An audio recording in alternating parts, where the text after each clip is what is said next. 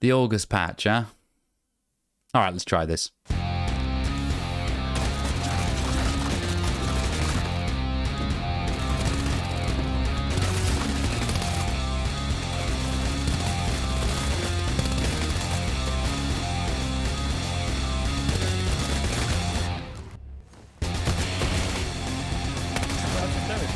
Two.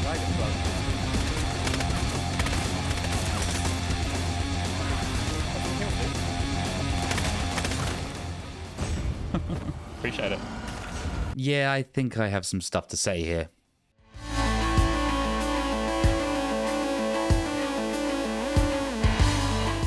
Hello Kindred, welcome back. I've just got done playing the August update for Bloodhunt, and although it's not going to be a complete fix for everyone, I did have a pretty good time playing solos and some duos with motion gaming. Today I just wanted to give my honest impressions of what this patch has done to the game, both good and the bad.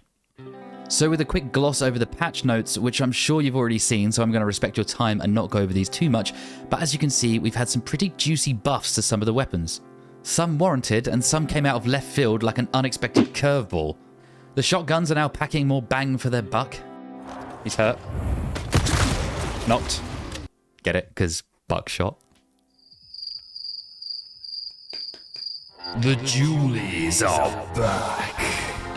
Are you trying to slam the human? No. Oh, there you go. And just as much fun to shoot as they were in early access as well.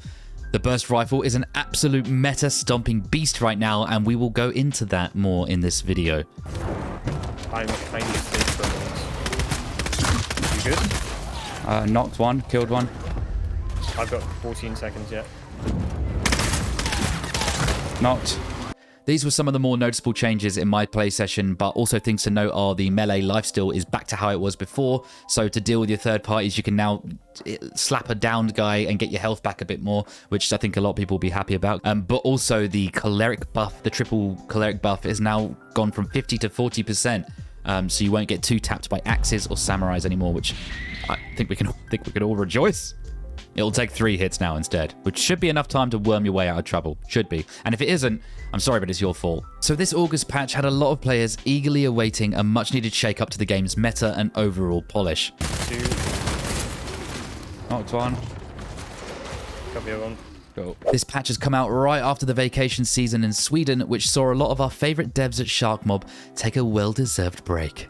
The launch of Bloodhunt has been a shaky one, as we know. Immediately after launch, the game needed patching off rip. We were riddled with game-breaking issues, and I believe that, coupled with the console gang having a hard time with the controller support issues, led to a severe drop in concurrent players of the game, and also left a bit of a sour taste in everyone's mouth. Since then though, we've seen a slew of fixes to both the game-breaking bugs, the glitches, but also the controller support options. By the way, if you're still having trouble with the controller settings, I do have a video on it. It's the settings that I found the most usable. So if you are struggling, definitely check that out. I'll have it, wait, where is it? Up here somewhere? It's up. Just click it. But anyway, here we are, a few updates along, and how is the game looking? How does it feel now? Let's start with the positives. The new weapon tuning has certainly shifted the meta. The dual pistols are actually fun to use again, and despite their statistically low DPS, the absence of noticeable recoil makes them extremely easy to just click people to death. Seriously, try them when you're next on. They are wunderbar. Shotguns are viable again, but I believe this time to be in a good balance of damage and range. In my opinion, these don't need to be touched ever again. They feel like how shotguns should feel. Dominating up close, which encourages you to take the risk reward of pushing a weakened enemy to land some big numbers. But boy, you miss those shots and you'll be back in Elysium real quick thinking, uninstall or Get good. The gold SMG nerf was probably a fair shout. I mean, come on, boys. It was fun while it lasted, okay? But it was a bit of a forgiving powerhouse. The round size going from 40 to 36 is only a small change, but it will make a difference. And it still shreds, don't get me wrong, but you'll have to be a little bit more on target more often now. Not. The burst rifle. Well, I think this may be the elephant in the room. An elephant that, although didn't get formally invited to said room, the company of which is still extremely fun. But maybe too fun. The spread of the burst has been tightened, which is immediately noticeable the second you start to pew-pew. I really think they are far too good now, and you know when something is busted, because everyone you kill has a blue or purple burst now. Purple assault rifle? I'm good. I mean, it's not a burst, but... Yeah, that's why I just got a purple burst off that dude. Oh, nice. Everyone has one. Entity camps are now often found looking like a forensic crime scene. Bodies slumped lifelessly over the cobblestone streets with purple bursts aplenty. There are certainly enough of those things to go around, like every player and their nan is sporting one. The drop rate is ludicrous. These need to be looked at again in my opinion, but hey, look, I'm just being honest here. The Sanguine nerf hasn't made too much of a dramatic difference to what I've seen so far, but I am keeping my eye on it. I did find myself actively going for more Diableries to gain more resonance slots to kit out my Brute with some Melancholic to balance it out. It's like, hey, if I can't passively heal as much anymore, I need get out of jail free options when things get hairy.